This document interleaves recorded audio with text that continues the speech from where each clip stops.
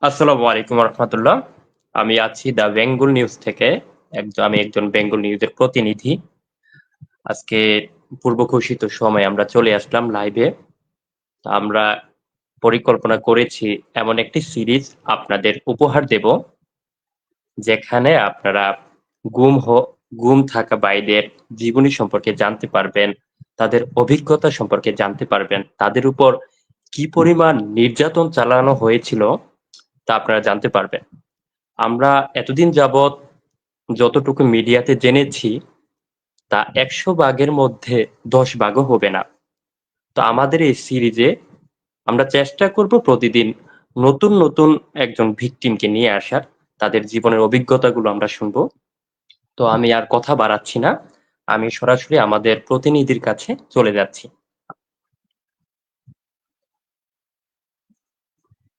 আহ, আজকে যিনি আমাদের সাথে কথা বলবেন, যার অভিজ্ঞতা শেয়ার করবেন, ওনার নাম হচ্ছে মুফতি সরওয়ার হোসেন। তিনি দীর্ঘদিন যাবৎ গুম ছিলেন। তো আমরা সরাসরি ওনার মুখ থেকেই শুনি। ভাইজান কেমন আছেন? জি, আলহামদুলিল্লাহ ভালো আছি। আপনি কেমন আছেন? এই তো আছি, আলহামদুলিল্লাহ ভালো। আহ, আমাদের লাইভ কিন্তু শুরু হয়ে গেছে অলরেডি। অনেকজন দর্শক আমাদের লাইভটি দেখা শুরু করেছে। জি, আপনি আপনার পরিচয় দিয়ে আপনার কথাগুলো শুরু করেন। আগে আপনার পরিচয়টা জানতে চাচ্ছিলাম। আচ্ছা, সর্বপ্রথম আমি আমার পরিচয়টা দিচ্ছি। আমার নাম মোহাম্মদ সারওয়ার হোসেন সবুজ। আমার দেশের বাড়ি হচ্ছে ময়মনসিংহ সদর। আর আমি কিছুদিন ছিলাম গাজীপুরে। আর বর্তমানে অবস্থান করছি কুমিল্লাতে। আমার আচ্ছা, লেখাপড়া কুমিল্লা। জি, বলুন। জি, আমার লেখাপড়ার স্টোরি হচ্ছে জামিয়া আনোয়ারিয়া বর্মী মাদ্রাসা, শ্রীপুর, গাজীপুর। আর তার পাশে আর একটা মাদ্রাসা আছে, জামিয়া উলুমিয়া শরিয়া লতিফপুর মাদ্রাসা। সেখান থেকে আমার লেখাপড়া শেষ। আর লেখাপড়ার শুরু জীবন হচ্ছে আমি আমার এলাকায় যে মাদ্রাসা ছিল সেখানে আমি শুরু জীবন শুরু করি। তারপর গাজীপুরে এসে লেখাপড়া সমাপ্ত করি। তো আমার জীবনের কাহিনী, মূল কাহিনী হলো যে গাজীপুরে আমার ছোটকাল থেকে বড় হওয়া, বা গাজীপুরেই বড় হয়েছি, এখনো গাজীপুরেই। গাজীপুর ভাইদের সাথে আমার আন্ডারস্ট্যান্ডিং ভালো, মহাব্বতটা খুবই ভালো। এতটুকুই আমার পরিচয়। আচ্ছা, আমরা মূল ঘটনায় চলে যাই। কি হয়েছিল আপনার সাথে, কখন হয়েছিল ঘটনাটা? একটু যদি শুরু থেকে শুরু করতেন। কেন আপনাকে তারা গুম করে নিয়ে গেল, কেন দীর্ঘদিন সময় আপনাকে আয়না করে বন্দি করে রাখা হলো, এই ঘটনাগুলো যদি আমাদের সাথে একটু শেয়ার করতেন। আসলেও সর্বপ্রথম আমি একজন মুসলিম। আমার লেখাপড়া শেষ করে আমি গাজীপুর মাওনাতে একটি মসজিদে ইমাম ও খতিবের দায়িত্ব পালন করি। তো সেখানে আমি বিভিন্ন মুসলিমদের জীবন কাহিনী বা মুসলিমদের ইতিহাস তুলে ধরতাম। সেই ক্ষেত্রে মোহাম্মদ বিন কাসিম, আরো অন্যান্য মনীষীদের জীবনীগুলা উল্লেখ করে ধরতাম। তো ওই এলাকার কিছু মানুষ, তারা মনে মনে ভাবে যে আমি কোনো আহ, জঙ্গিবাদী বা কোনো সন্ত্রাসী কার্যক্রমের সাথে জড়িত কিনা। তো তারা সেই সন্দেহ করার কারণেই তারা বিভিন্ন ভাবে প্রশাসনের কাছে নিউজ দেয়, অমুকের কাছে নিউজ দেয়, তমুকের কাছে নিউজ দেয়, বা এভাবে চলতে থাকে। তো আসলেও 2020 সালে তখন মোদি বিরোধী আন্দোলন ছিল বাংলাদেশের ভিতরে। তো আমার আলোচনাটাও ছিল যে মোদি তো সে তো কাশ্মীর আমাদের বোনদের ইজ্জত লুণ্ঠন করেছে, বা তার সাঙ্গপাঙ্গ বা তার লিডাররা, তার ক্যাডারের পোলাপান, এই বিষয়ে আমি আলোচনা করতে চেয়েছিলাম বা করছিলাম। তো সেক্ষেত্রেই তার পরের দিন শনিবার দিন আমাকে গ্রেফতার করা হয়। গ্রেফতার করে আমাকে গুম করা হয়। আচ্ছা, শনিবার দিন ঠিক কখন আপনাকে গ্রেফতার করে, মানে ঠিক কখন? দিনের বেলা না রাতের বেলা? সময়টা কখন ছিল? দেখেন, আমি ফার্স্ট আমি এশারের নামাজ পড়ে মসজিদের ভিতরে ঘুমিয়েছিলাম। তো যখন ঘুমিয়েছিলাম, রাত ৩টা বাজে, অর্থাৎ 2টা 45 মিনিট, 2টা বাজে 45 মিনিট, 3টার কাছাকাছি। তো মসজিদের জানালার ভিতরে দরজা টুকাইতেছে, জানালা টুকাইতেছে, দরজা টুকাইতেছে, আওয়াজ করতেছে। আমাকে বলতেছে যে হুজুর দরজাটা খুলেন, দরজাটা খুলেন। তো আরো কয়েকজন মিলে আমার চোখের ভিতরে লাইট মারছে। আর আমি যে মসজিদে ছিলাম, ওই মসজিদে কোনো আইপিএস ছিল না। গরমকাল ছিল, মানে মোটামুটি গরম মোটামুটি শীত এমন পর্যায়ে ছিল আর কি। তো আমি জানালা খুলে রেখে ঘুমাইতেছিলাম, দরজা বন্ধ ছিল। তো 2-3 জনা আমার চোখের ভিতরে লাইট মারছে, লাইট মেরে বলতেছে হুজুর দরজাটা খুলেন না একটু, আমাদেরকে সন্ত্রাসীরা তাড়া করছে, সন্ত্রাসীরা আমাদেরকে মানে ভয় দেখাইতেছে ইত্যাদি ইত্যাদি, এটা দরজাটা খুলেন, আমরা মসজিদে ফজরের নামাজ পড়ে আমরা বিদায় নিব। তো আমি মানে তারা আহ, আপনাকে, তারা বলতে চাচ্ছে যে তারা হচ্ছে ভিকটিম, তারা সন্ত্রাসীদের তারা খেয়ে এখানে আপনার কাছে আশ্রয়ের জন্য এসেছে, এই নাটক সাজিয়েছে, তাই তো? হ্যাঁ হ্যাঁ হ্যাঁ, তারা ভিকটিম, মানে আচ্ছা, কি সুন্দর নাটক। সন্ত্রাসীরা তারা একটু আশ্রয় দিতাম আমি এরকম। আচ্ছা আচ্ছা, তো আপনি একজন সরল মনা মুসলিম হিসেবে তাদেরকে আশ্রয় দেওয়ার জন্য আপনি দরজা খোলেন, না, আমি এমন দরজা ছিল কি? খুলি না। মানে আমি তাদেরকে পাল্টা প্রশ্ন করছি যে আপনারা যে সন্ত্রাসী না, এর কি প্রমাণ আছে, এর কি ডকুমেন্ট আছে? সন্ত্রাসী তো আপনারাও হতে পারেন। তার পরবর্তীতে একজন সদস্য তারা বলতেছে যে হুজুর আপনি এত বেশি কথা বলেন কেন, দরজা খুলতে বলছি, দরজা খুল। তো আমি আবার মসজিদের আচ্ছা, কেশিয়ার, সভাপতি, সেক্রেটারি তাদেরকে ফোন দেই। তো মসজিদের কেশিয়ার আসে, কেশিয়ার যখন আসে তখন আমি দরজাটা খুলে দিই। তো তারপর কি ঘটে, দরজা খোলার পর কি ঘটে, কিভাবে কি বলে আপনাকে তারা নিয়ে যায়? দরজাটা যখন খুলে দেই, দরজাটা খোলার সাথে সাথেই 30 থেকে 35 জন একদম ইয়াং, মানে সিভিল, সিভিল বেশে একদম ইয়াং যুবক, 30 জন আমার 30 মসজিদের থেকে ভিতরে। 35 জন আসছে শুধু আপনাকে একা নেওয়ার জন্য? 30 থেকে 35 জন? আমি আরো লক্ষ্য করেছি, মানে এটা শুধু ভিতরে ঢুকছে, মসজিদের ভিতরে ঢুকছে, বাহিরে আরো লোক ছিল, আচ্ছা বাহিরে আচ্ছা আরো আচ্ছা, লোক ছিল। জি বুঝতে পারছি, মানে তারা আপনাকে এতটাই ত্রাস মনে করতো যে তারা 30 থেকে 35 জন আসছে আপনার মতো একজন মানুষকে নেওয়ার জন্য। আচ্ছা, তারপর কি ঘটে? তারপর 30 থেকে 35 জন মসজিদের ভিতরে প্রবেশ করে।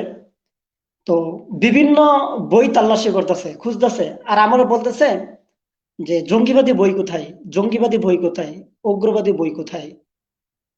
তো আমি এক প্রশাসনকে বলতেছি দেখেন, আমার মসজিদে পুরা মসজিদ তল্লাশি করে একটা কোনো বই পাবেন না, আসলেও আমার মসজিদে কোনো প্রকার বই নাই। পরে আমি তাদেরকে বলতেছি যে এই কোরআন ছাড়া মুসলিমদের আর কোনো বই নাই, এটাই তো সর্বোত্তম বই আমাদের জীবনের, এই কোরআন, কোরআন শরীফ। তো বলতেছে আপনি যে জিহাদি আলোচনা গুলা করেন এগুলো কোথায় পান? আর আমি বলতেছি পবিত্র কালামে শরীফে, কোরআন শরীফের ভিতরে জিহাদের আয়াত কি কম আসেনি? জিহাদের আয়াত তো প্রচুর, এগুলো দেখে তো আমরা আলোচনা করি। আমাদের আলাদা কোনো বই নাই, আমাদের একটাই বই, সেটা হলো কোরআন শরীফ।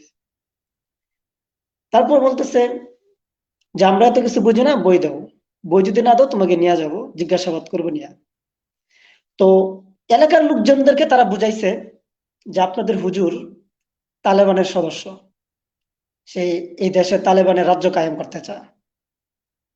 আপনাদের হুজুরদেরকে নিয়ে গেলাম, হুজুর যদি মানে কোনো অপরাধ করে না থাকে তাহলে আমরা আবার দেয়া যাব, আর যদি অপরাধ করে থাকে তাহলে জেলে দিব। তো কেশিয়ারে বলতেছে আপনারা যে নিয়ে যাবেন তো আপনাদের একটা নাম্বার দেওয়া যান, আপনারা কারা, কোথা থেকে আসছেন, নিয়ে যেতেছেন। তো ওখান থেকে জবাব দিচ্ছে যে আমরা প্রশাসনিক লোক, আমাদেরকে, আমরা প্রশাসন থেকে আসছি, আপনাদের হুজুরের নামে সমস্যা আছে। তো তারা একটা নাম্বার দিছে, নাম্বার দিয়া আমাকে গাড়িতে উঠাইছে আর নাম্বার বন্ধ।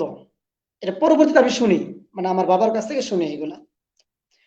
তো আমাকে যখন নিয়ে যায়, নিয়ে যাওয়া হয়, তখন আহ আমাকে এরকম একটা পাগড়ি পরাইছে, যেরকম একটা পাগড়ি পরাইছে, আমাকে পাগড়ি পরাই বলতেছে এই যে পাগড়িটা কি ঠিক আছে। আপনার ছিল, না তারা আপনাকে পাগড়িটা নিচ থেকে পরিয়েছিল?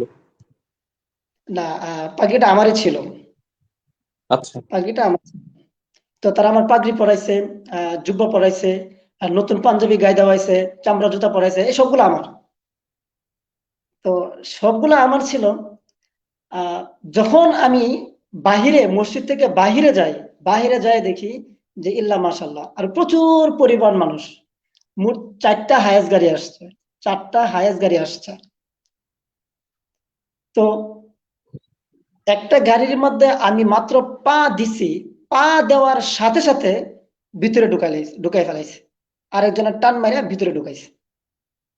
তো ভিতরে ঢুকানোর পর সাথে সাথে আমার চোখটা বন্ধ করে দিছে, এরকম ভাবে একটা কাপড় দিয়া চোখটা বন্ধ করে দিছে, আর হাতে হ্যান্ডকাপ পরাই দিছে। তারপর গাড়ি চলা চলা শুরু করছিল, মানে তো কতক্ষণ আপনাকে গাড়িতে করে তারা নিয়ে যায়? তো গাড়ি চলতেছে চলতেছে, আর আমি আমি বসছিলাম জানালার কাছে, একদম জানালার কাছে। তো চোখ এরকম ভাবে, এই যে যখন এরকম ভাবে বন্ধ করে, তখন এই এদিক দিয়ে কিন্তু একটু একটু দেখা যায়, যে এদিক দিয়ে একটু একটু দেখা যায়।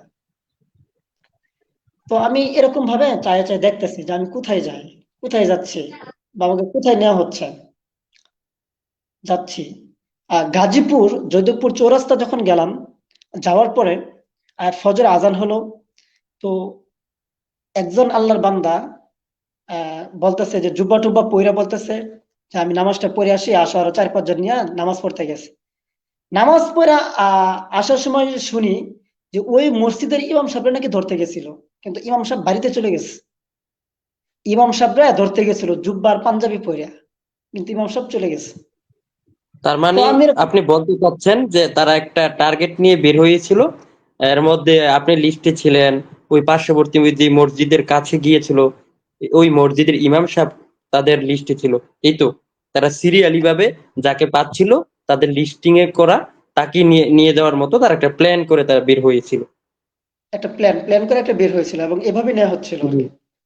আচ্ছা, আমাকে একটু আপনি বলবেন, আপনাকে যখন তারা গ্রেফতার করে তখন কি তারা অ্যারেস্ট ওয়ারেন্ট দেখে, মানে দেখিয়েছিল আপনাকে? কোনো ডকুমেন্ট দেখিয়েছিল যে এই কারণে না, বা এই কারণে আপনাকে গ্রেফতার করছি, বা আপনার বিরুদ্ধে গ্রেফতারি পরোয়ানা পরোয়ানা জারি হয়েছে মর্মে কোনো কাগজ শো করেছিল? আচ্ছা, আপনি না, না, জিজ্ঞেস করেননি কেন আপনি আপনারা আমাকে নিয়ে যাচ্ছেন, আমার কি অপরাধ? এ জাতীয় কোনো প্রশ্ন আমি তাদেরকে করেননি? আমি আমি ব্যক্তিগতভাবে প্রশ্ন করেছিলাম যে আমার অপরাধটা কি, আমি কি দোষ করেছি যে কারণে আমাকে গ্রেফতার করা হচ্ছে। তো ওনারা আমাকে বলতেছে আপনাকে গ্রেফতার করা হচ্ছে না, সন্দেহ বশত নেওয়া হচ্ছে, সন্দেহের কারণে আপনি এখানে একটা ক্যাম্প তৈরি করবেন, তালেবানের রাজ্য প্রতিষ্ঠা করবেন, এই সন্দেহের ভিত্তিতে নেওয়া হচ্ছে। তো আচ্ছা, আচ্ছা। আমিও বললাম বোকার মতো, সন্দেহ যেহেতু সন্দেহ, আবার তো ছাইড়াই দেবো, এরকম চিন্তা ফিকির করছিলাম। জি, বুঝতে পারছি। তো রাত্রে করে আপনাকে নিয়ে যায়, তো রাত্রে সেদিন কি রাত্রের খাবার তারা দিয়েছিল?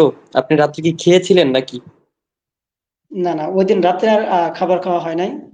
একদম আচ্ছা, দুপুরবেলা খাইছিলাম।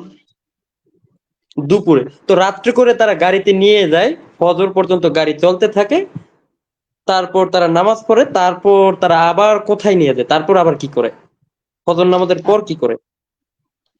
আমি আপনাকে বলি, ফজরের নামাজের পর আমি আবার ওই গাড়িতে উঠলাম। গাড়িতে উঠে নেওয়া হচ্ছে আমাকে। তো আমি এয়ারপোর্ট পর্যন্ত আমার চোখটা যে খোলা, আমি দেখে দেখে যেতেছি যে এয়ারপোর্ট, টঙ্গী এয়ারপোর্ট লেখা এগুলা দেখতেছি আমি। তো হঠাৎ করে আরেক প্রশাসন বলতেছে, দেখছো হুজুর কত নাম্বার চালাক, হুজুর চায়ে চায়ে যাইতেছে।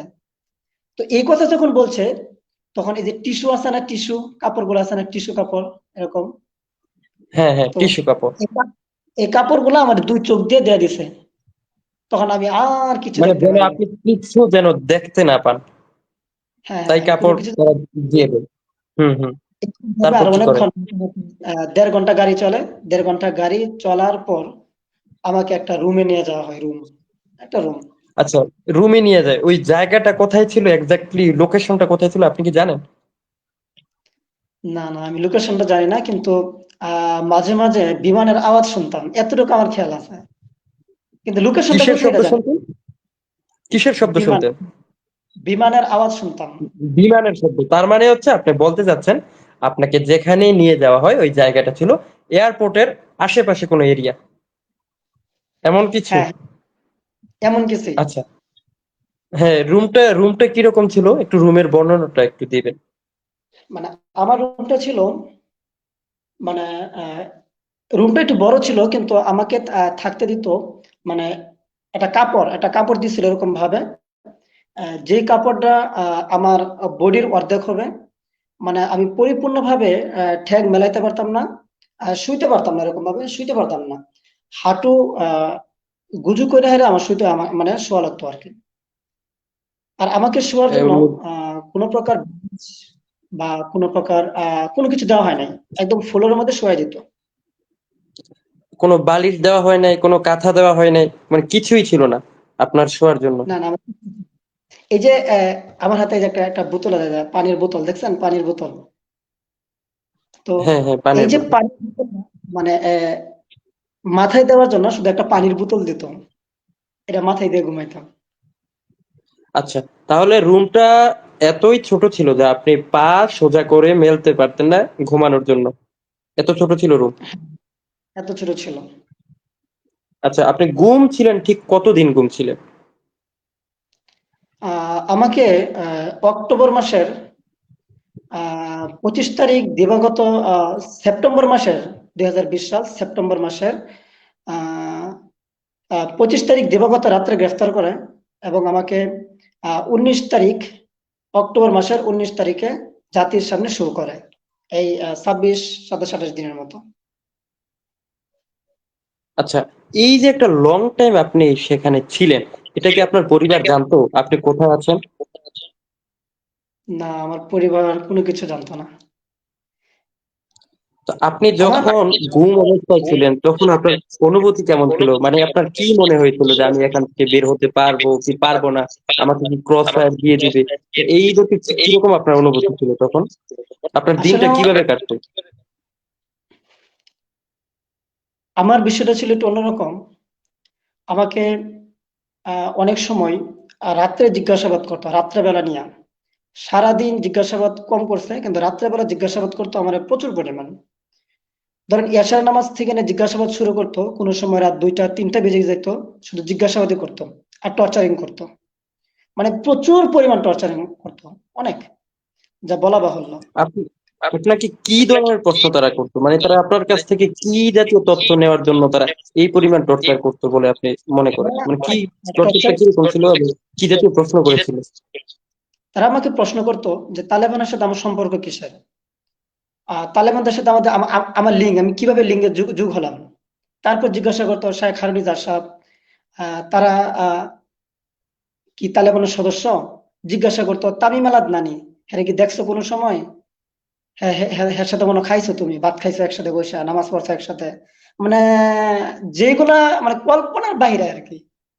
এই সমস্ত প্রশ্নগুলো করতো, আর আমি যখন বলতাম যে আমি এগুলো চিনি না বা জানি না, তখন আমাকে মারতো।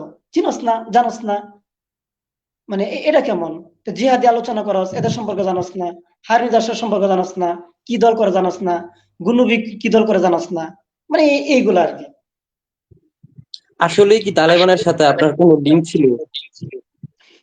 না ওয়াল্লাহি, তালেবানের সাথে আমার কোনো প্রকার লিঙ্ক নাই, জি, কোনো প্রকার বুঝতে লিঙ্ক নাই। পেরেছি। হ্যাঁ, কিন্তু তারা হচ্ছে মানে মুসলিমদেরকে দমানোর জন্যই এগুলো করেছে, সেটা আমরা জানি। এখন অনেক কিছু আমাদের সামনে স্পষ্ট হচ্ছে দিন দিন, আমরা অনেক নিউজ দৈনন্দিন দেখতে পাই। তো যাই হোক, তো এখন আপনাকে টর্চারটা কিরকম করেছিল এটা একটু বলেন, মানে কি ধরনের টর্চার, বা তারা টর্চার করার ক্ষেত্রে কি কি উপায় অবলম্বন করতো, একটু যদি আমাদের বলতেন। আমি আপনাকে টর্চারের কথা বলি। আমাকে যখন টর্চারিং করতো, আমার কিন্তু চোখ বন্ধ ছিল, আমি কিন্তু চোখ কিন্তু আমার খোলা ছিল না, চোখ বন্ধ, অল টাইম চোখ বন্ধ ছিল আমার। তো যখন আমাকে টর্চারিং করতো, এরকম একটা চেয়ারের মধ্যে বসাইতো, এই চেয়ারটা আবার ঘুরতো, এরকম ভাবে ঘুরতো, মানে এরকম ভাবে ঘুরতো আর কি। একটা সুইচ দিত, আচ্ছা, যেমনটা চেয়ারটা আমরা ঘুরতো। কিছুদিন আগে দেখতে পেয়েছিলাম যে একটা চেহার আপনার দৃশ্যমান হয় মিডিয়ার সামনে। প্রফেসর ডক্টর ইউনূস সাহেব উনি যায় আয়নাগর ভিজিট করার সময়, তখন একটা চেয়ার আমরা দেখছি যে অনেকটা কি ওরকম চেয়ার ছিল? না, আমারটা চেয়ারটা না ঘুরতো ভিন্ন আর কি। রকম ছিল? না, আপনি কি চেয়ারটা দেখেছিলেন কিনা নিজ চোখে? না না, আমি নিজ চোখে দেখি নাই।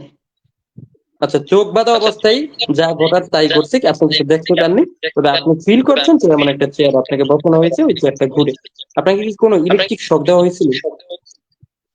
আমি আপনাকে বলি, আমাকে যে পরিমাণ তারা টর্চারিং করেছেন, প্রথম তো হাতে পায়ে আহ, প্রচুর পরিমাণ বেত্রাঘাত বা পিটাইছে। আমরা যদি লক্ষ্য করি, বড় বড় এই মোটা মোটা লাঠিগুলা থাকে না, লাঠি, লাঠিগুলোতে আমাদেরকে এই এখানে পিটাইছে, এই যে এই জায়গায় পিটাইছে। আর আমাকে এই পরিমাণ কারেন্টের শট দিয়েছে, এই পরিমাণ কারেন্টের শট আমাকে দিয়েছে, আহ, যেটা এখনো পর্যন্ত আমার লজ্জাস্থান দিয়ে রক্ত প্রবাহিত হয়। সপ্তাহে 2 দিন 3 দিন রক্ত বের হয়, এখনো বের হয়। মানে এত পরিমাণ আমাকে টর্চারিং করেছে। আমি যদি আরেকটু কিছু বলি, কোনো সময় আমার চোখের চোখের মধ্যে এরকম কাপড় দিয়া, মুখ দিয়া আমাকে গরম পানি নিক্ষেপ করতো, গরম পানি দিত এরকম ভাবে। তো আমি শুয়ে শুয়ে থাকতাম, গরম পানি দিত। কোনো সময় আহ কি জানি একটা লোহার মতো সেক করে, মানে আগুনের মতো আমার এই হাঁটুতে, তারপর আমার শরীর কোমরের মধ্যে এরকম ভাবে তারা সেক দিত। যে সেক গুলো যখন দিত তখন আমি বুঝতাম যে আমার শরীর পুড়তেছে, পুড়ে যেতেছে, এরকম বুঝতাম।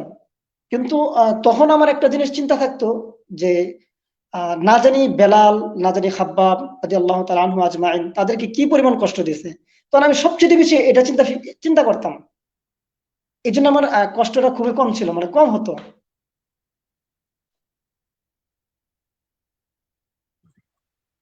আচ্ছা আচ্ছা। তো আপনাকে তারা এই জাতীয় টর্চার টর্চার করেছে, আপনাকে আপনার থেকে নানা রকম তথ্য নেওয়ার চেষ্টা করেছে। তো এই যে তারা এত পরিমাণ পরিশ্রম তারা আপনার পিছনে ব্যয় করেছে, তো তারা কি পরিমাণ বেনিফিট আপনার থেকে পেয়েছে, বা তারা কি আদৌ সফল হয়েছে? তারা আপনার কাছ থেকে যেটা করতে চেয়েছিল সেটা করতে পেরেছিল কিনা? অর্থাৎ তাদের তো উদ্দেশ্য ছিল যে আপনাকে জঙ্গি বানিয়ে মিডিয়ার সামনে উপস্থাপন করা, সেই দিকে তারা কতটুকু সফল হয়েছিল? না আসলে আহ, তারা লাস্টে কি করছে আমি আপনাকে বলি। তারা আমার যখন কোনো কিছুই কুল পাইতেছে না, মানে ইস্যু পাইতেছে না, না আছে হারুদার সাথে যোগাযোগ, না আছে গুনুবির সাথে, মানে কারোর সাথে আমার কারোর সাথে কোনো যোগাযোগ ছিল না। তো তখন তারা একটা ইস্যু তৈরি করলো যে এই হুজুরকে নিয়ে অমুক খানে যাব, যে হাতের মধ্যে কিছু বই দিব, বই দিয়ে জুড়ে ডাকাডাকি করব, মানুষ আসবে, তার বলবো যে এই যে হাতে নাতে ধরা পড়ছে জঙ্গিবাদী। একদম এরকম ভাবে অভিনয় করে আমাকে জাতির সামনে উপস্থাপন করা হয়। কোন জায়গায় নিয়ে যায় আপনাকে বই দিয়ে মানুষের সামনে এই নাটকটা সাজানোর জন্য? কোথায় নিয়ে যায় তারা? আমি আপনাকে বলি, আমাকে শুধু একজনে প্রশ্ন করতো না, যখন আমি ঘুমেছিলাম একজনে প্রশ্ন করতো না, বিভিন্ন সময় বিভিন্ন মানুষরাই আমাকে প্রশ্ন করতো বিভিন্ন ভাবে। আহ কেউ ওই কোনো মহিলা এসপি আসতো, কোনো ইয়াং যুবক এসপি আসতো, বুড়া আসতো, এই দাড়ি বড় বড় জুব্বাটা, জুব্বা পরে টুপি পরে পাগড়ি পরে আসতো। কেউ আবার আহলে মানে হাদিসের মতো বুকে বুকটা হাত টুপি দিয়ে করে এসে এরকম। আপনাকে এগুলো জিজ্ঞেস করতো, মানে হুজুরের বেশে এসে? হ্যাঁ হ্যাঁ, হুজুরে বেশা এসে শুধু এগুলো প্রশ্ন। আমাকে বলে যে আফগানিস্তান কিভাবে কিভাবে যাও যাও তোমরা। তো আমি বলছি যে আফগানিস্তান আহ সদরঘাট হইয়া, মানে মানে বরিশাল হইয়া, চরমোনাই হইয়া, এরকম ভাবে বলছিলাম আর কি, বুঝছেন, যেভাবে আফগানিস্তান যাওয়া যায় মনে হয়। পরে আমার বলে যে তুমি তো এটা মিথ্যা কথা বলতেছো, অভিনয় করতেছো। আসলে কিন্তু আমি এগুলা জানতাম না, কিভাবে যা না যা, এগুলো বিষয়ে আমি কোনো ই নাই। এখন আসেন, আমাকে রাত 3টার সময় আবার ওই জায়গায় নিয়ে যাওয়া হয়। আমি যেই মসজিদে ছিলাম, মসজিদের এই পাশে একটা বাজার ছিল, ওই বাজারে নিয়ে যাওয়া হয়, অর্থাৎ মাওনা বাজার, গাজীপুর মাওনা। ওই বাজারে নিয়ে যাওয়া হয়, নিয়ে যাওয়া রাত 3টার সময়। আমার হাতে কিছু বই দিছে, হাতে হ্যান্ডকাপ করা ছিল, বই দিয়ে তারাই ঘুরাইছে, ঘুরাই হাইরা জোরে জোরে চিল্লাফাল্লা করতেছে, এই হুজুর কই যাও, এই হুজুর কই যাও, দিদি হুজুর বই, হুজুরের হাতে কি, হুজুরের হাতে কি। তো আরো আশেপাশে লোকজন ডাক দাও, তো রাত বাজে 3টা, লোকজন পাবো কোথায়। তো ওই জায়গায় কিছু ওই বাজার পাহারাদার থাকে না, বাজার পাহারাদার, হ্যাঁ, গ্রাম্য পাহারাদার যাদেরকে বলে। পাহারাদার, ওই বাজার পাহারাদার মুরব্বীরা আসছে, আচ্ছা এরা দেখে যে আমার হাতেই। তো আমি তো এখানে নিরুপায়, তারা আসছে 70-75 জন, আমি তো এখানে নিরুপায়। আমার আবার এই জায়গায় কোমরের ভিতরে রিভলভার অর্থাৎ পিস্তল ঠেকিয়ে বলতেছে আমরা যা বলবো তাই করবি, আর যদি না করস তাহলে তোর এখানে মেরে ফেলাম। মানে আমরা যা বলি তাই করবি, এর উল্টা পাল্টা করবি, তোর মেরে ফেলাম, সোজা হিসাব। তো আমিও মানে আমি বলছি আচ্ছা ঠিক আছে। তো এরকম ভাবে আমাকে বলতেছে যে জঙ্গিবাদী জঙ্গিবাদী। তো হাতের মধ্যে বই টই দিয়ে হাইরা জাতির সামনে এরকম ভাবে উপস্থাপনা করছে। তো আচ্ছা, আপনাকে আপনার পরিবার কতদিন পরে জানতে পারে যে আপনি কোথায় আছেন, কি অবস্থায় আছেন? আপনার খোঁজ বা সন্ধান কতদিন পর আপনার পরিবারের কাছে পৌঁছায়? আসলে আমি যেদিন বের হই, মানে আমাকে যেদিন গ্রেফতার করা হয়, গুম করে নিয়ে যাওয়া হয়, তারপরের দিনই আমার বাবা, আমার মা, আমার শ্বশুর, আমার শাশুড়ি, তারা যায় সেখানে, বা জানাজানি হয়ে যায়। ওই মাদ্রাসায় ফোন দিয়েছিলাম, যে মাদ্রাসাতে লেখাপড়া শেষ করে আসছি, মাদ্রাসায় ফোন দিয়ে বলতেছি যে হুজুর তো মানে হুজুরে কে জানি ধরে নিয়ে গেছে, তোমাদের বাবার নাম্বার দাও। তো মাদ্রাসা থেকে নাম্বার দিছে। মাদ্রাসা থেকে যখন নাম্বার দিছে তখন আমার আব্বু আম্মুকে জানাই। আব্বু আম্মু চলে আসে। চলে আসার পর অনেক জায়গায় খোঁজাখুঁজি করছে, বিভিন্ন জায়গা। ওই যে জিটি জিটি করার জন্য গেছে, থানাতে গেছে। বাংলাদেশে কোনো থানা জিটি নেয় নাই, কোনো থানা জিটি নেয় নাই। মানে এমন অবস্থা, যখন বলছে এই অবস্থায় নিয়ে গেছে, কোন থানা জিটি নেয় নাই। শ্রীপুর থানা, অমুক থানা, তোমার কোন থানাতে জিটি নেয় নাই আমার জিটি। তো আমার বাবা, গাজীপুরের এক পাতি নেতা, আমার বাবাকে বলতেছে আপনার ছেলেকে বের করে দেবো, 70,000 টাকা দেন। তো আমার বাবা 70,000 টাকা দিছে ওই পাতি নেতারে। তো 70,000 টাকা দাও, পাতি নেতাও দাও, নাই। আচ্ছা, তাহলে এই তো 70,000 টাকা একদম মানে মানে কোনো কাজই হলো না, বিনা কারণে আপনার বাবা আপনাকে পাওয়ার আশায় 70,000 টাকা দেয় এবং টাকা নিয়ে ছেলে চলে যায়, কিন্তু কোনো লাভ হয় না, তাই তো? এবং কি দেখেন, এবং কি র্যাব ওয়ানে গেছে, আমার বাবা র্যাব ওয়ানে গেছে, ওই নারায়ণগঞ্জে গেছে, বিভিন্ন জায়গায় গেছে। এবং কি কোন জায়গায় মানুষ মারা যায় সেখানেও গেছে, যে দেখে আমার পোলা মরে রয়েছে কিনা, এরকম। মানে যে জায়গায়, বাংলাদেশের যে জায়গায় শুনছে যে অমুক ছেলে মারা গেছে, পরিচয় পাওয়া যাচ্ছে না, ওই জায়গায় গেছে বাবাই। আহ, তো আপনাকে আপনার খোঁজের জন্য আপনার বাবা যখন বের হয়, যখন বিভিন্ন থানার মধ্যে যায় জিডি করার জন্য, তো তারা কি বলে, কেন তারা জিডি নিচ্ছিল না? তারা মানে তারা জিটি, জিডি জিডি করতে গেলে কি বলে, তারা বলে যে না, জিডি নেওয়া সম্ভব না। কি কারণ দেখিয়েছিল আপনার বাবাকে? আমি আপনাকে বলি, আহ প্রশাসনের রসুনের সব জায়গায় কিন্তু এক জায়গায় থাকে। তো ঠিক প্রশাসনের প্রত্যেকটা কিন্তু এক জায়গায় থাকে। যখন কোনো আসামিকে গ্রেফতার করা হয়, আমি আপনাকে বলি, counter terrorism, anti terrorism, NSI, তারপর ডিজিএফআই, ডিবি, এগুলো যখন গ্রেফতার করে তখন তাদের একটা থাকে যে অমুক ছেলেটা আমাদের কাছে আছে। তাকে জিজ্ঞাসাবাদ এই এই কারণে থানাতে কোনো জিটি নেয় না, বা তারা বিভিন্ন থানাতে বইলা দেয় যে এই ছেলেটা আমাদের কাছে আছে, তার বাবা মা আসলে বলবেন যে জিটি নেওয়া যাবে না, কোথায় আছে না জানি, আপনি খুঁজে বের করে নেন। তারা এরকম ভাবে হয়রানি করার চেষ্টা করে, বা তাদের এই পরিকল্পনা যে এই পরিবারটা যেন আমরা শেষ করে দিতে পারি, এই পরিবার যেন ওর মাথা দিয়ে যেন উঠতে না পারে, এরকম ভাবে চিন্তা ফিকির তাদের।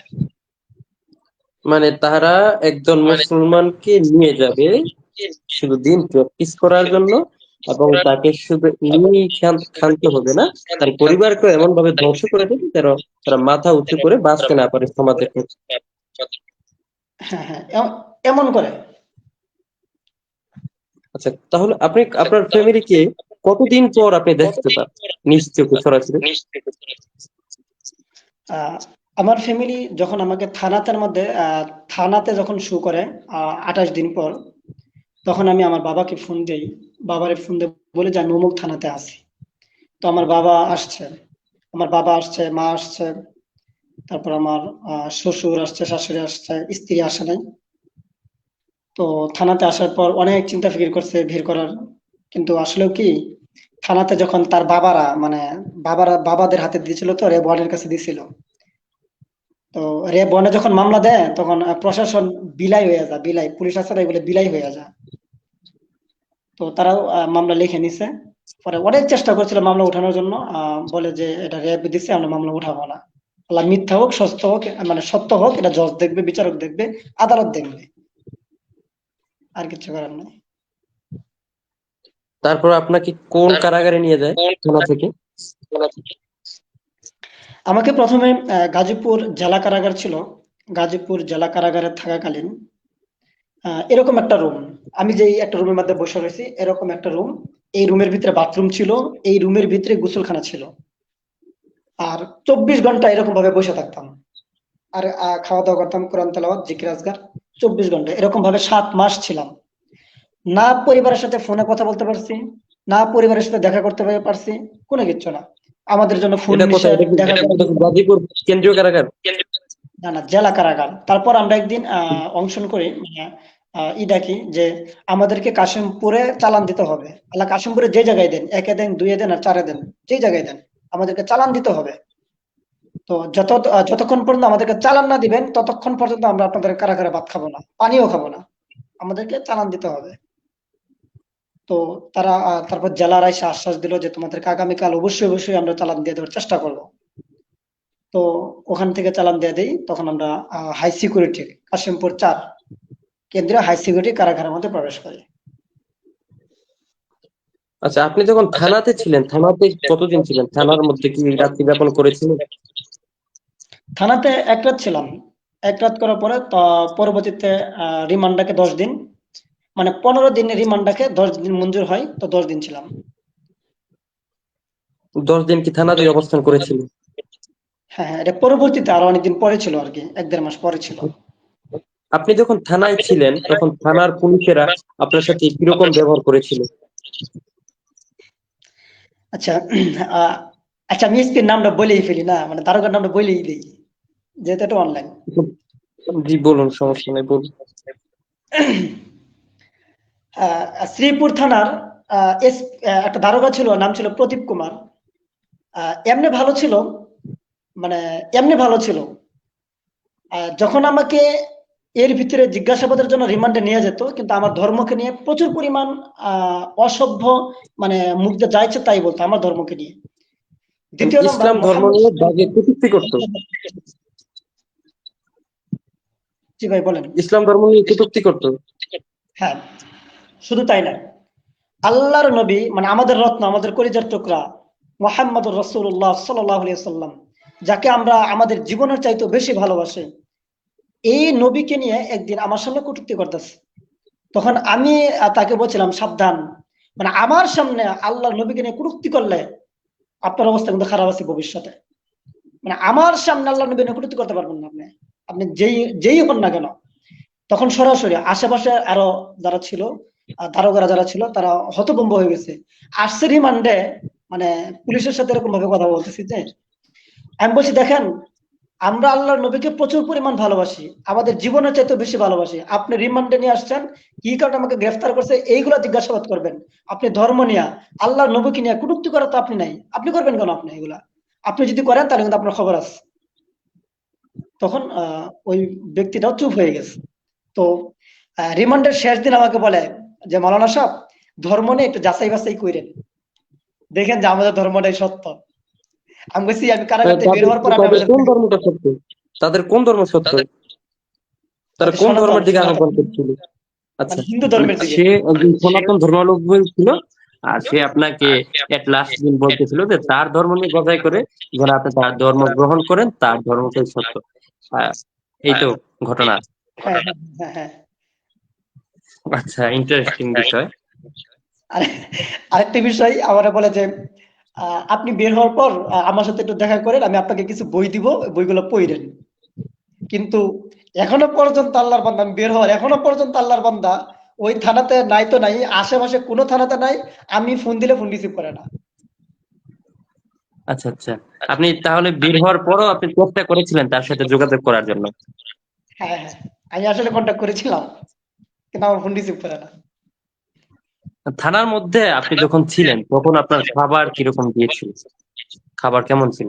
খাবার, আপনার থানাতে থাকার জায়গা, থানাতে যখন ছিলাম, পরিবেশ? থানাতে যখন ছিলাম তখন আমাকে কোনো কিছু দেওয়া হয় নাই, ফ্লোরে থাকতাম, ফ্লোরে ঘুমাইতাম, আর খাবারও দেওয়া হয় নাই। খাবার আমার বাসার থেকে নিয়ে আসতো, কোনো সময় আমার কাকা ময়মনসিংহ থেকে গাজীপুরে নিয়ে আসতো, যেহেতু আমার আব্বা গাজীপুরে ছিল। আমার আব্বা গাজীপুর থেকে আমার থানাতে নিয়ে যেত খাবার, আমি বাসার খাবারই খাইতাম। থানাতে আমাকে বিন্দু পরিমাণ ভাত কিচ্ছু দেওয়া হয় নাই। অথচ বাংলাদেশের নিয়ম অনুযায়ী হলো, একটা আসামিকে যখন থানাতে নিয়ে যাওয়া হয়, যার আন্ডারে রিমান্ড ডাকা হয়, সম্পূর্ণ দায়িত্ব তার উপরে, কিন্তু ওই আমার খাবার ব্যবস্থা করে নাই, আমার টাকা হ্যাঁ খাইছে। আচ্ছা, আপনার জন্য যে বরাদ্দ টাকা ছিল সেই টাকা দিয়ে তারা নিজেরা আত্মসাৎ করেছিল। হ্যাঁ, কিন্তু আচ্ছা আচ্ছা, তারপর সবচেয়ে কি দুঃখের ঘটে? বিষয় হলো, ঘটনা আপনাকে কোথায় নিয়ে গেল? জি বলুন। সবচেয়ে দুঃখের বিষয় হলো আহ গুম করে দুইটা দুইটা দুইটা এখানে জিনিস বলতেছি। যখন আমি গুম করেছিলাম তখন আমার উপরে এসি ছিল, এসি। আমি একদিন অফিসারকে বলতেছি যে স্যার, রাত্রেবেলা আমার প্রচুর পরিমাণ ঠান্ডা লাগে, এসিটা একটু কমায় দিন। ওই আমার বলতেছে যে জঙ্গিদের জন্য কোনো ছাড় নাই, জঙ্গিদের জন্য কোনো ছাড় নাই, আরো দিছে এসি বাড়ায়া, প্রচুর পরিমাণ এসি দিছে, এক তো নিচে ফ্লোর ঠান্ডা, আর দিছে এসি বাড়ায়া। মানে এই পরিমাণ নির্যাতন করতো। আর আমি যখন বাথরুমে যেতাম, বাথরুমে মানে গোসল করার জন্য আবেদন করতাম, তখন এই পরিমাণ গরম পানি আমাকে দিত যা কল্পনার বাইরে, গায়ে দিলে মনে হয় শরীর পুড়ে যাবে এরকম গরম পানি দিয়ে দিয়ে আমাকে গোসল করাতো। এবং কি শর্ট প্যান্ট পরায় হেরা জিজ্ঞাসাবাদ করতো আমাকে, শর্ট প্যান্ট পরায়। এটা হলো গুম আচ্ছা ঘরের বিষয়। আর ওই জায়গায় একটা দারোগা ছিল, থানাতে একটা দারোগা ছিল, নামদারি মুসলিম। হ্যাঁ, আমার দেখছো, আমরা পুলিশ বসে রয়েছি, হেরা বলে ইসলামী খেলাফত প্রতিষ্ঠা করবো, তাহলে আমরা কে লেগে আইছি, তোরা ইসলামী খেলাফত প্রতিষ্ঠা করবে? মানে আওয়ামী লীগের 5 একটা কুত্তা ছিল, এটা মনে হয়, আমার মনে হয়। মানে এরকম ভাবে আমাকে নিয়ে কটূক্তি করছে। আচ্ছা, জি বুঝতে পারছি। দর্শক আপনারা শুনছেন ওনার লোমহর্ষক ঘটনা, যে থানাতে নিয়ে যায় জিজ্ঞাসাবাদের নাম করে, আর আমাদের ইসলাম ধর্মকে নিয়ে কটূক্তি করে, আমাদের প্রাণপ্রিয় রাসূল সাল্লাল্লাহু আলাইহি ওয়াসাল্লামকে নিয়ে কটূক্তি করে।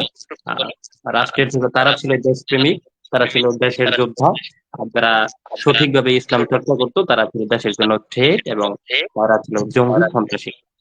তো দর্শক, তারপরেও যদি আপনাদের হুঁশ না ফিরে, যে এখনো তারা চাচ্ছে যে আবারও আওয়ামী লীগের পুনর্বাসন করতে, তো আশা করি যে আপনাদের বোঝা উচিত যে তারা যদি আবারও পুনর্বাসন ঘটে, তবে আমাদের মুসলমানদের অবস্থা আবার কতটা শোচনীয় হবে। জি, যেবা যারা যেখান থেকে লাইভ দেখছেন অবশ্যই অবশ্যই শেয়ার করবেন। আমরা আসলে যেটা বলতেছিলাম লাইভের শুরুতেই, যে ওই ঘটনাগুলো ঘটেছে মিডিয়াতে তার 100% এর মাত্র 10% আসছে, বাকি 90%ই আমাদের অজানা। তো আমরা এই কারণে ঘটনাগুলো বেশি বেশি মানুষের সামনে পৌঁছানো প্রয়োজন, যাতে করে আওয়ামী লীগের প্রতি, তাদের পুনর্বাসনের প্রতি যেন মানুষের ন্যূনতম সিম্পথি না থাকে। কারণ তাদের প্রতি সিম্পথি থাকা মানে তাদেরকে পুনর্বাসন করানো মানেই হচ্ছে আবার এই দেশকে একটি মুসলমানদের জন্য একটি কোণঠাসা হয়ে যাবে, এবং তাদের জন্য একটি বন্দি শিবিরে রূপান্তরিত হবে। যে বা যারা যেখান থেকে লাইভটি দেখছেন অবশ্যই শেয়ার করবেন, এবং কে কোথা থেকে লাইভটি দেখছেন অবশ্যই কমেন্ট করবেন। জি ভাই বলুন, তারপর কি ঘটলো? আপনি কাশিমপুর যাওয়ার পরে কাশিমপুরের কারগুজারি একটু আমাদের সাথে শেয়ার করুন। যখন কাশিমপুরে যাই, কাশিমপুরে নিয়ে যাওয়ার সময় আমাদের হাতে বেরি, পায়ের মধ্যে বেরি, হাতে হ্যান্ডকাফ দিয়ে আমাদেরকে কাশিমপুরে নিয়ে যাওয়া হয়। তো প্রথমে আমার সিট পড়ে 5 তলায়। 5 তলার ভিতরে আমি পড়ি 7 নম্বর রুমে। তো সেখানে যাই দেখি মোহতারাম আলী হাসান ওসামা ভাই, উনি 5 তলাতেই 5 নম্বর রুমে। আর আরেকজন ছিলেন আমাদের বন্ধুবর মৌলানা আমিনুল ইসলাম। আমিনুল ভাইকে দেখি যে 2 নম্বরে, মানে 2 নম্বর রুমে বসে রয়েছে। তো ওখানের জীবনটা ছিল একটু অন্যরকম, মানে একটু এলমি পরিবেশ ছিল। তারপর ক্ষুধাভীরু, আলেম চর্চা, এগুলো একটু ভালো ছিল আর কি। পরিবেশটা খুবই ভালো ছিল। তো ওসামা ভাই তার পরবর্তীতে নিচে চলে যায়। তো আমরাও আস্তে আস্তে নিচে চলে যাই। কেউ ওই 6 তলাতে উঠে, কেউ 5 তলাতে উঠে। তো 10 দিন পরেই মনে হয় মাহমুদুল হাসান গুনবি ভাইয়ের সাথে দেখা। গুনবি ভাইয়ের সাথে, মাহমুদুল হাসান গুনবি ভাইয়ের সাথে কথাবার্তা। এবং কি সাপ্তাহিক একদিন মেডিকেল হতো, সেখানে শেখ জসিমুদ্দিন রহমান হাফিজাহুল্লাহ তাদের সাথে কথাবার্তা হতো। তারপর হারমিজ জাহার হাফিজাহুল্লাহ এবং হেফাজতের অন্যান্য শীর্ষস্থানীয় ওলামা একরাম, তাদের সাথে সেখানে কথাবার্তা বলতাম একসাথে আর কি। আচ্ছা, আপনাকে কয়টি মামলা দেয়া হয়? আমাকে একের অধিক মামলা দেওয়া হয়। মোট 4টির অধিক? 7টার মতো মামলা দেওয়া হয়। হ্যাঁ। 7টার মতো। আচ্ছা, কি ধারায়, কোন ধারায় মামলা দেওয়া হয়? কি মামলা দেওয়া হয়েছিল আপনাকে? 6-এর 2 সরু সরাই রসই দীর্ঘই 8, 9, 10, 11, 12। আবার এক জায়গায় দেখি 6-এর 1, 8, 9, 10, 11, 12, 20, 25, 35। মানে এইগুলো আমি আসলে এইগুলো এখনো বুঝি না আমি। এটা ধারাগুলা কি কি? মানে আপনাকে এমন এক মামলা দেওয়া হয়, আপনি একজন বাংলাদেশের নাগরিক হয়ে আপনি নিজে এখনো জানেনই না মামলাগুলো কি ছিল, এখনো জানেন না। এখনো আমি জানি না যে মামলাটা কি কি, ধারাগুলা কি কি।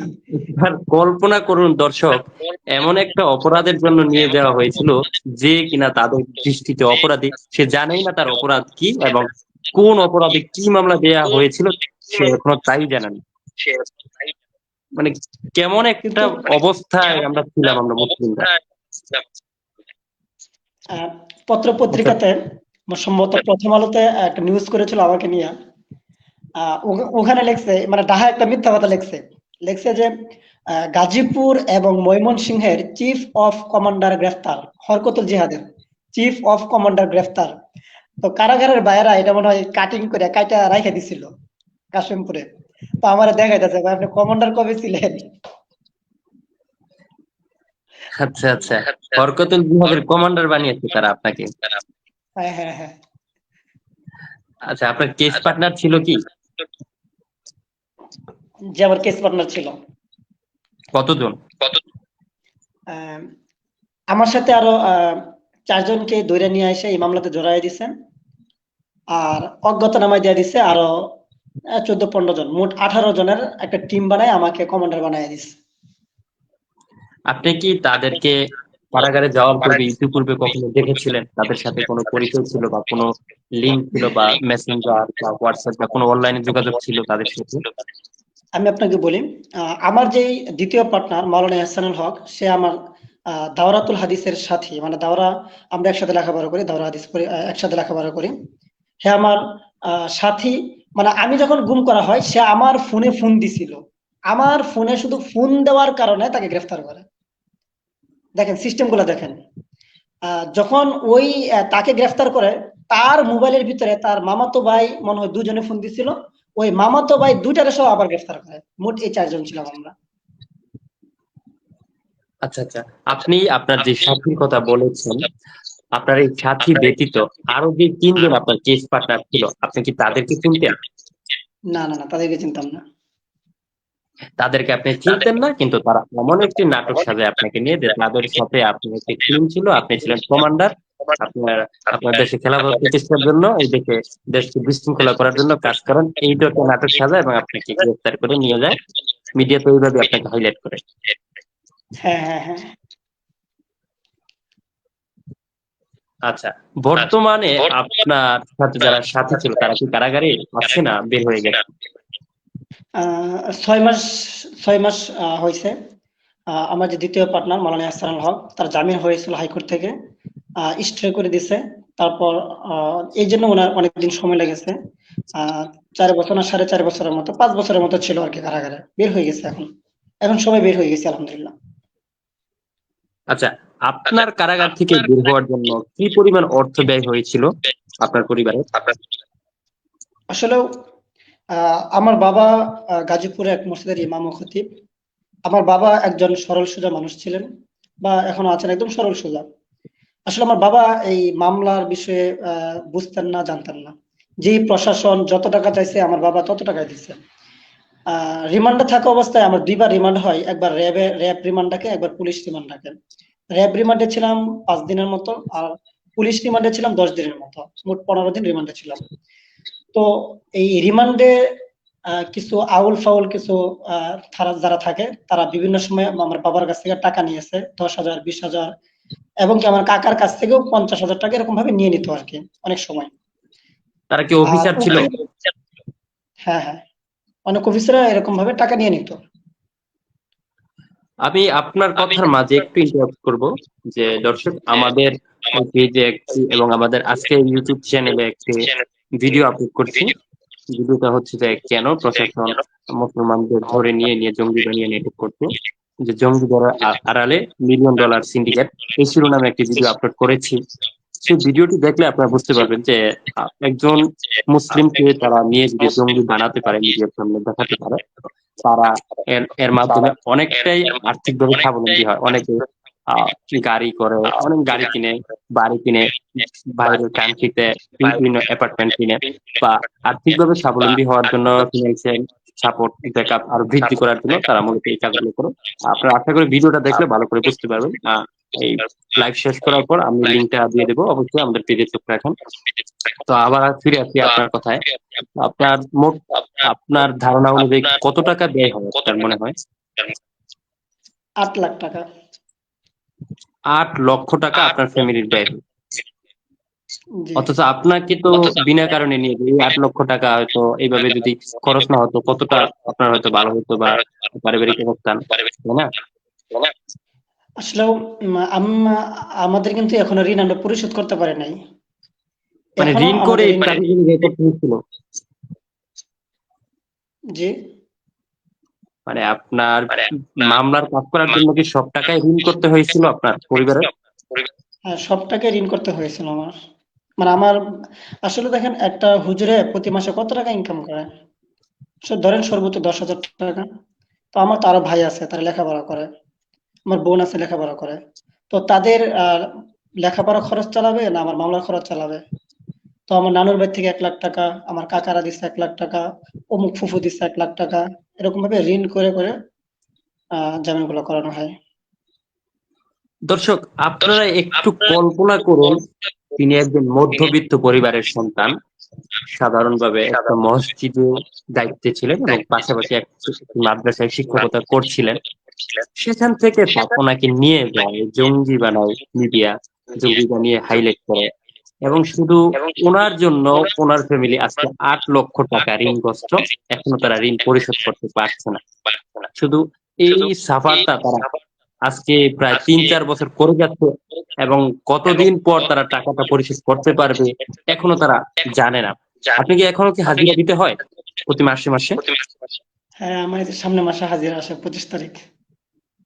আপনার প্রতি হাজিরায় কত টাকা খরচ হয়? উকিলে দিতে হয়, মোহরে দিতে হয়। মানে আমি মোহরে ধরছি, তো মোহরে 1,000 টাকা দিই প্রতি হাজিরাতে। প্রতি হাজিরাতে তো 4টা মামলার জন্য 4টা হাজিরা, 4টা হাজিরার জন্য অলমোস্ট 4,000 টাকা খরচ হয়। তারপর যে যাতায়াতের ভাড়া খরচ হয়, তাই না? যাতায়াতের ভাড়া খরচ হয়। তারপর আমি এখনো পরিপূর্ণ সুস্থ না। মানে আমি যে একদম সুস্থ মানুষ এরকম পরিপূর্ণ সুস্থ না। আমার লজ্জাস্থান দিয়ে এখনো পর্যন্ত রক্ত বের হয়। তারপর হঠাৎ করে শরীর ঝিম মারে, চোখ অন্ধকার হয়ে যায়।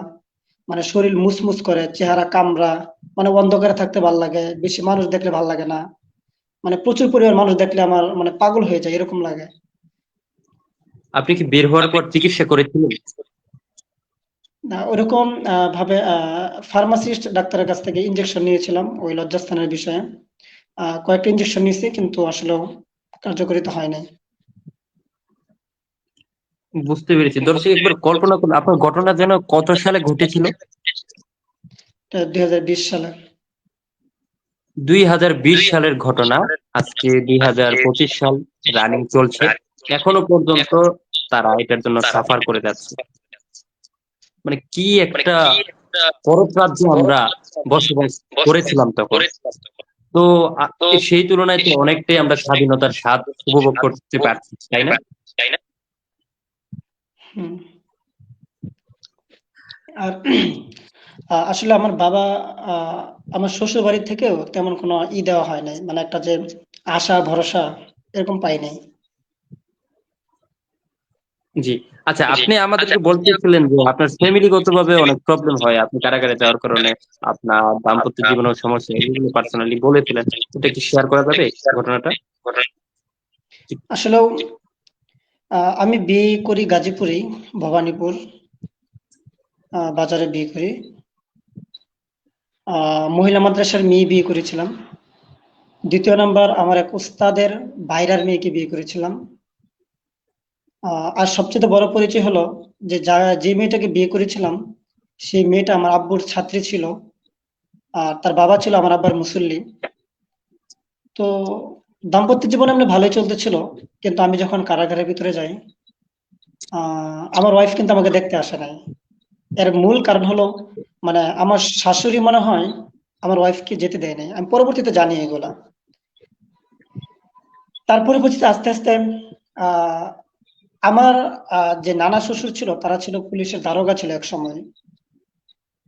তো তারা যখন দেখলো যে ছেলে তো জঙ্গি, দেখা করা যাবে না, আস্তে আস্তে তারা দূরত্ব সৃষ্টি করলো। শুধু দূরত্ব সৃষ্টি করে নাই, তারা বিভিন্নভাবে আমার বাবাকে, আমার মাকে বিভিন্নভাবে হেনস্থা করেছে। টাকা পয়সা তো দূরের কথা, কোনো যে একটা পরামর্শ, সুপরামর্শ দিয়ে যে সহযোগিতা করবে, এটা কিন্তু আমার শ্বশুরবাড়ি থেকে আমরা পাই নাই, আমি পাই নাই। দ্বিতীয় নাম্বার, কারাগারে থাকা অবস্থায় আহ আসলে সবচেয়ে কাছের মানুষ হলো স্ত্রী।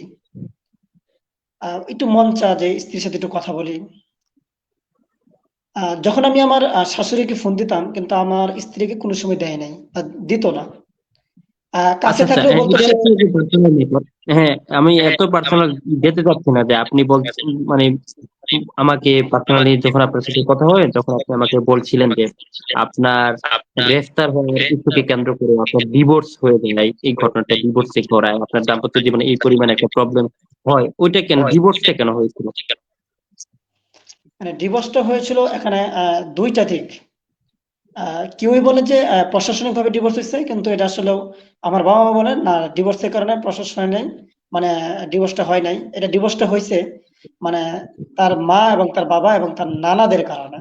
তার নানারা বলছে ছেলে তালেবানের সদস্য, ইত্যাদি হ্যাঁ ইত্যাদি হ্যাঁ, এর ঘরে। আসলে তাদেরকে যে দোষ দিব, তাদেরকে তো দোষ দিতে পারি না, কারণ মিডিয়া মানুষের ব্রেনকে এইভাবে ওয়াশ করেছিল যে সাধারণ মানুষ মিডিয়া যা বলে তাই বিশ্বাস করতো। তাদের এই মিথ্যা নাটকের কবলে ফাঁদে করে আপনার সাংসারিক জীবনও একটা ধস নেই।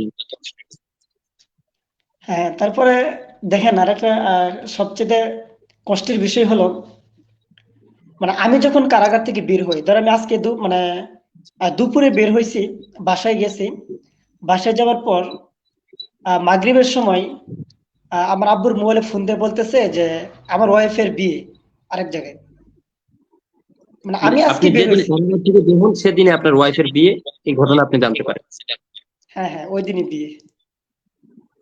হ্যাঁ, কি মর্মান্তিক ছিল আপনার জীবন। আমরা তো এই জীবনে কতটা শিখে আছি।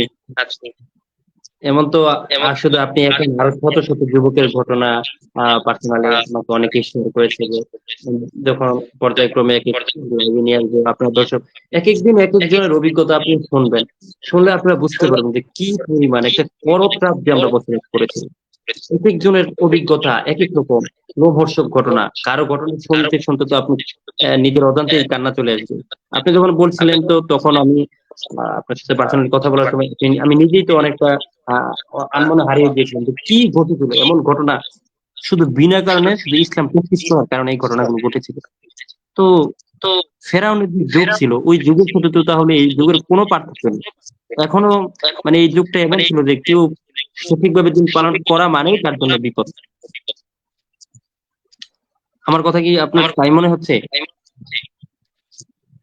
আসলে আহ দেখেন, মানে মুসলিমদের উপরে তারা কেমন পরিমাণ নির্যাতন করতো। কারাগারে থাকা অবস্থায় আমি একটা ভাইয়ের সাথে কথাবার্তা বলি। তো ওই ভাইটা আমাকে বলতেছে, ভাই আপনারা কি পরিমাণ নির্যাতন করছে, এগুলো তো কিচ্ছু না। আমাকে গ্রেফতার করা হয়েছে 2007 সালে। আজ পর্যন্ত আমি কারাগারে। ভাইটা এখনো কারাগারে বন্দী আছেন, নাম বলবো না।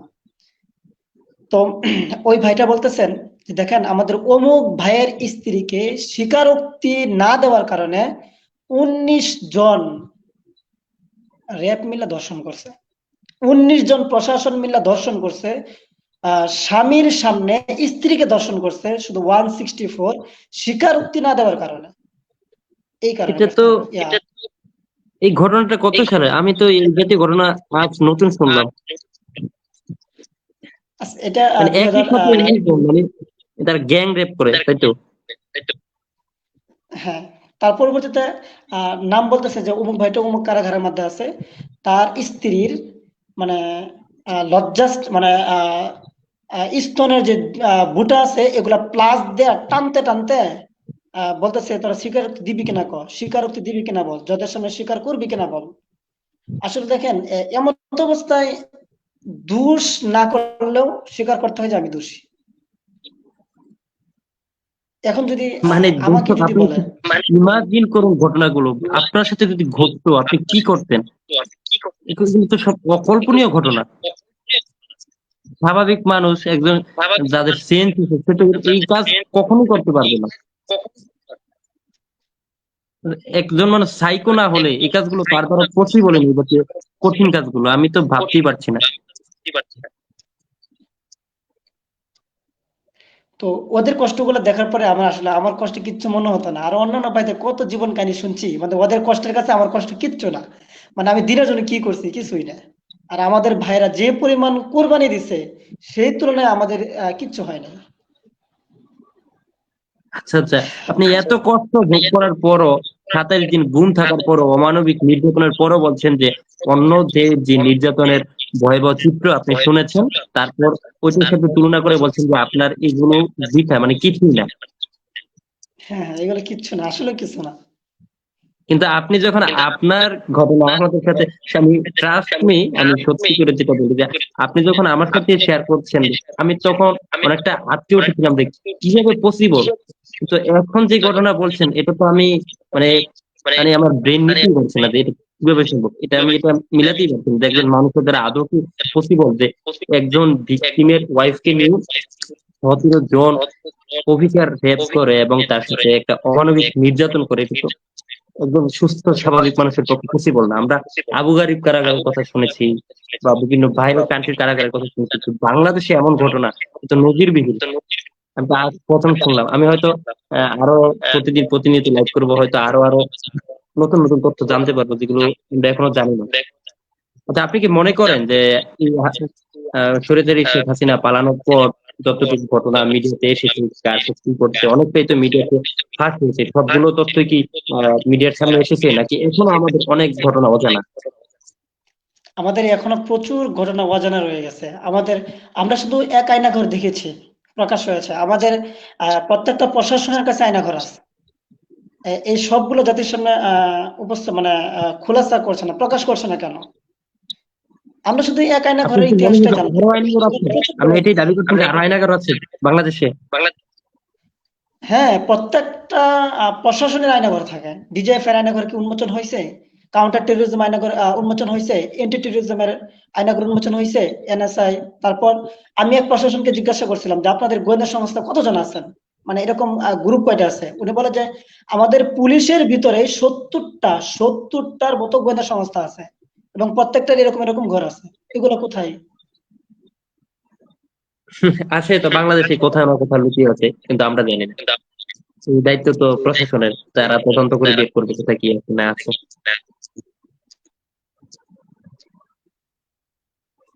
তো আপনাকে নিয়ে যাওয়ার পর আপনার এলাকার মধ্যে কি পরিমাণ প্রতিক্রিয়া সৃষ্টি হয়েছিল, যে আপনার পরিবারকে তারা কিভাবে দেখতো, বা আপনি যখন কারাগার থেকে বের হয়ে আসলেন মানুষের সাথে আপনি কি সহজে মিশতে পারতেন কিনা, বা আপনার বন্ধু মহল আপনাকে কিভাবে নিত আপনার এই ঘটনাকে? না, আসলেও আমি, আমার এলাকা, আমার বাবা, আমার কাকারা সবাই আলেম ফ্যামিলি, তো মানে প্রত্যেকে আলেম। পরবর্তীতে আমাদের যে এলাকাটা আছে, এলাকার ভিতরে আমি কারাগারে যাওয়ার আগে থেকেই এলাকা মসজিদের বয়ান করি, তারপর এলাকার আশেপাশে বয়ান টয়ান করি। তো তারা বুঝে যে এগুলা সব চক্রান্ত, ষড়যন্ত্র।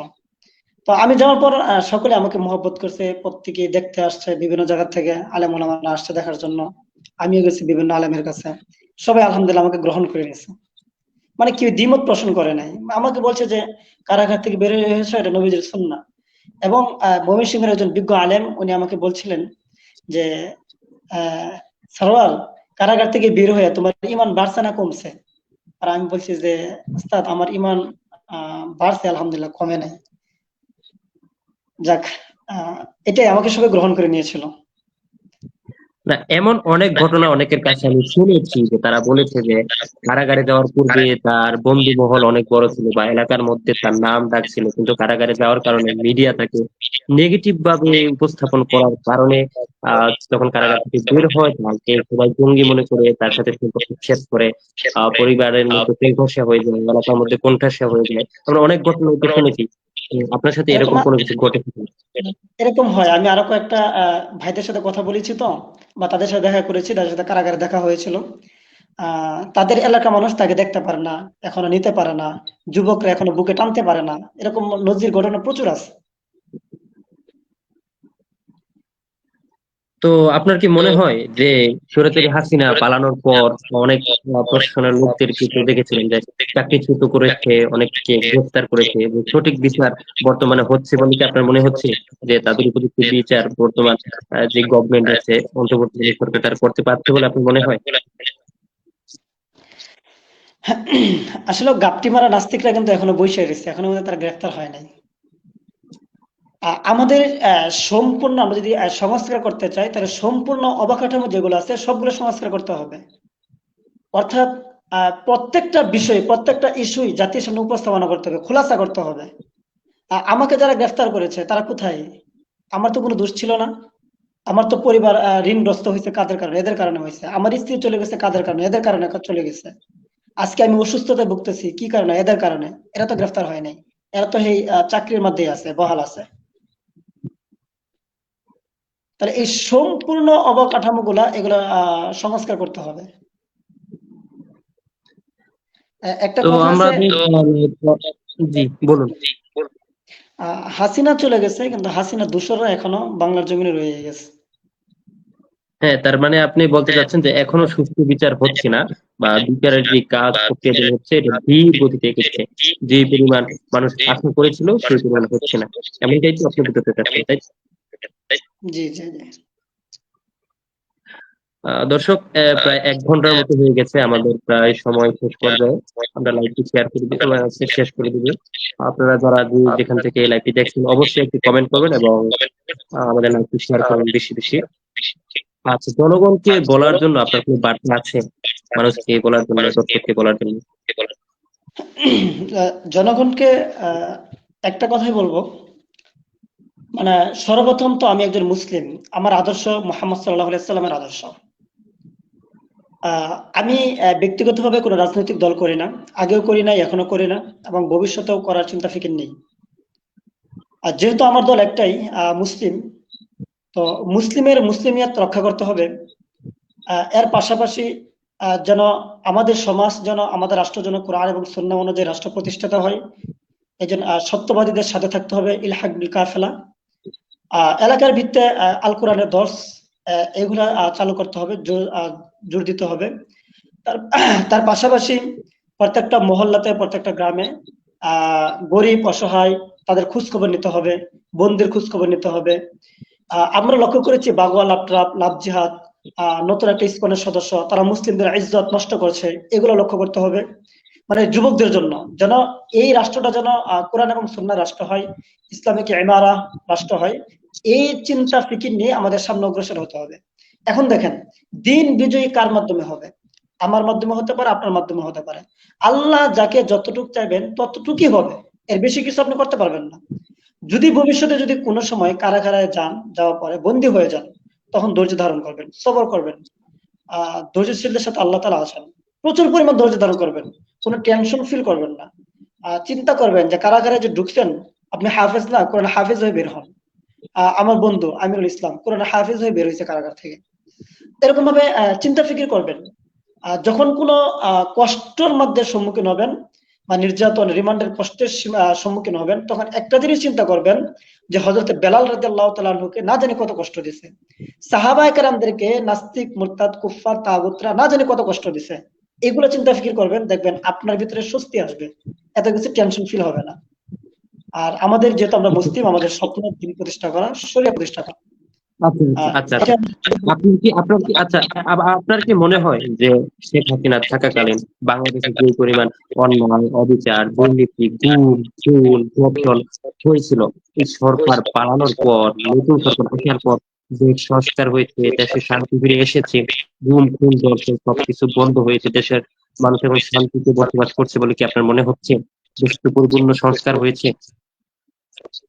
আমি বলি, দেখেন, শরিয়াতে মুসলিমরা সাথে শরিয়া ছাড়া অন্য কোনো কিছু শান্তি নেই।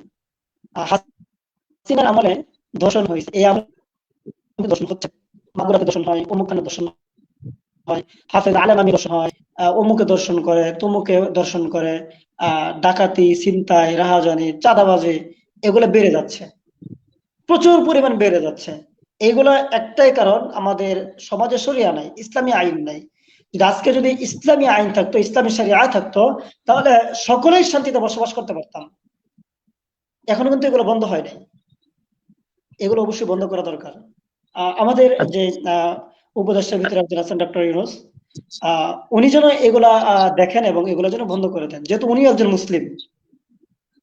এটাই মাথায় আচ্ছা, রেখে যেন আপনার উনি দাবি কাজগুলো মতে, করেন। আপনার দাবি মতে যদি বাংলাদেশে ইসলামিক শরিয়া প্রতিষ্ঠা হয় তাহলে বাংলাদেশের শান্তি ফিরে আসবে, গুম খুন ধর্ষণের রাজনীতি এগুলো বন্ধ হবে। কিন্তু আমরা তো মিডিয়াতে দেখছি ভিন্ন কথা, মিডিয়াতে বিভিন্ন প্রগতিশীল মহলে তারা বলছে যে না, ইসলামিক শরিয়া প্রতিষ্ঠা হলে বরং বাংলাদেশের মানুষের ব্যক্তি স্বাধীনতা হরণ করা হবে, নারীদেরকে ঘরে বন্দি করে রাখা হবে। এই বিষয়গুলো সম্পর্কে আপনার কি মতামত? না, বাড়িঘর বন্দি করা হবে, অমুক বন্দি করা হবে, তমুক বন্ধ করে, এগুলা সম্পূর্ণ ডাহা, মিথ্যা কথা এবং ভুয়া। হযরত উমর ফারুক রাদিয়াল্লাহু তাআলার শাসনামল দেখেন নাই, যে উমর ফারুক রাদিয়াল্লাহু তাআলা প্রত্যেকটা বাড়িতে বাড়িতে যাহেরা আটার বস্তা অমুক খোঁজ খবর নিতেন, এগুলা নিতেন। তো দেখেন, আমি একটা ঘটনা টানছি। মাগুরাতে যে ঘটনাটা ঘটছে, যা আসিয়াকে যা ধর্ষণ করেছে, তাদেরকে এত দেরি কেন বিচার করতে, এত দেরি কেন? আমাদের আহ যেহেতু তথ্য প্রমাণ সবকিছু প্রমাণ চলে আসছে, তাহলে ফাঁসিতে ঝুলাই দেন না। এরকম ভাবে প্রত্যেকটা জেলাতে যদি দর্শনকারীদেরকে ফাঁসিতে ঝুলানো হয়, তাহলে আগামীর বাংলাদেশ দর্শন মুক্ত হয়ে যাবে। একটা যুবক একটা মেয়েকে দর্শন করার আগে 100বার চিন্তা করবে যে যদি ধরা পড়ি তাহলে আমাকে ফাঁসি দিবে। কিন্তু এই যে এই সরকার হোক, আগামী সরকার হোক, ভবিষ্যৎ সরকার হোক, আমি কোনো দর্শনকারীকে দেখি নাই যে তাকে ফাঁসি দিচ্ছে বা ফাঁসি দেওয়া হয়ে গেছে, এরকম আমার নজিরে পড়ে নাই। আমার নজিরে পড়ছে কিনা জানি না। আচ্ছা, তার মানে আপনি বলতে চাচ্ছেন যে বাংলাদেশের যে পরিস্থিতি, বা আমরা প্রতিনিয়ত শুনতে পাচ্ছি যে ধর্ষণের বেড়েই চলেছে, বাবা দ্বারা মেয়েকে ধর্ষণ, ছেলে দ্বারা মাকে ধর্ষণ, এমন অবাচারিত ঘটনাও আমরা শুনতে পাচ্ছি। এগুলো একমাত্র বন্ধ করা সম্ভব ইসলামী শরিয়ার যে শাস্তি মালা আছে, শাস্তি বিধান আছে, এই বিধান কার্যকরের মাধ্যমে। জি জি, এর মধ্যে শান্তি, এর মধ্যে কামিয়াবি। আচ্ছা দর্শক, আপনারা আমাদের সাথে যারা যুক্ত ছিলেন তাদেরকে অসংখ্য অসংখ্য ধন্যবাদ। আপনাদের প্রতি হাম্বল রিকোয়েস্ট, পরবর্তী লাইভে আপনারা যুক্ত থাকবেন এবং আমাদের পেজটিকে যথা সম্ভব চেষ্টা করবেন প্রমোট করার জন্য। আমাদের যে ভিডিওটি আপনারা আমাদের সাথে উপভোগ করেছেন শেয়ার করার জন্য চেষ্টা করবেন এবং যত সম্ভব কমেন্ট করবেন। এই তো আপনাদের আপনাদের প্রতি শুভেচ্ছা রইল। পরবর্তী লাইভ দেখার প্রতি আমন্ত্রণ জানাচ্ছি। তো শেষ করে দিই, কি বলেন? জি, ইনশাল্লাহ দোয়া চাই। সকলের কাছে দোয়ার মহতাজ। আল্লাহ তাআলা যেন আমাকে দ্বীনের পথে অটল এবং অবিচল রাখেন, এবং বিশেষ করে আমার জন্য দোয়া করবেন, সামনের মামলাগুলো যেন আমার খালাস হয়ে যায়। এই জন্য সর্বোচ্চ আমার দোয়া করবেন। আর আল্লাহ তাআলা যে আমাকে রূপটা দিয়েছেন, এটার জন্য আল্লাহ তাআলা সুস্থতা দান করেন। এটাই দেশবাসী এবং মুসলিম জনতার কাছে দোয়া চাই। আচ্ছা দর্শক, আমি শেষ করার পূর্বে আরো একটি কথা যুক্ত করতে চাই। আপনারা আজকে এখন রমাদানের মাস চলছে, আপনারা জানেন 1 টাকা দান করলে 70 টাকা নেকি হয়। তো আপনারা অনেকেই দান কোথায় করবেন বা দানের খাত খুঁজে পান না, বা এমনিতেই অনেকে টাকা দান করেন বা জাকাত দেন বা যাই করেন, অনেকে মসজিদ নির্মাণের কাজে দান করেন, এটা ভালো। তবে কথা হচ্ছে একটা মসজিদ অনেক ভালো ভালো অবকাঠামো দ্বারা তৈরি হয়ে গেছে, কিন্তু ওই মসজিদে আপনি একটু সৌন্দর্য বৃদ্ধির জন্য সুন্দর একটি টাইলস আপনি কিনে দেন কিংবা একটা ঝাড়বাতি কিনে দেন, যদি না দিলেও হবে, হয়তো হতো।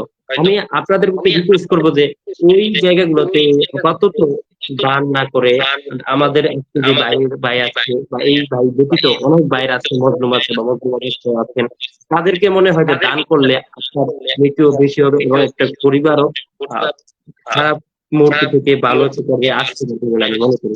আপনাদের আমি রিকোয়েস্ট করবো যে আপনার দান করার পূর্বে যেন একটু ভেবে শুনে দান করবেন, বা টাকাটা ব্যয় করলে কোথায় দিলে বেনিফিটটা বেশি হবে। জি।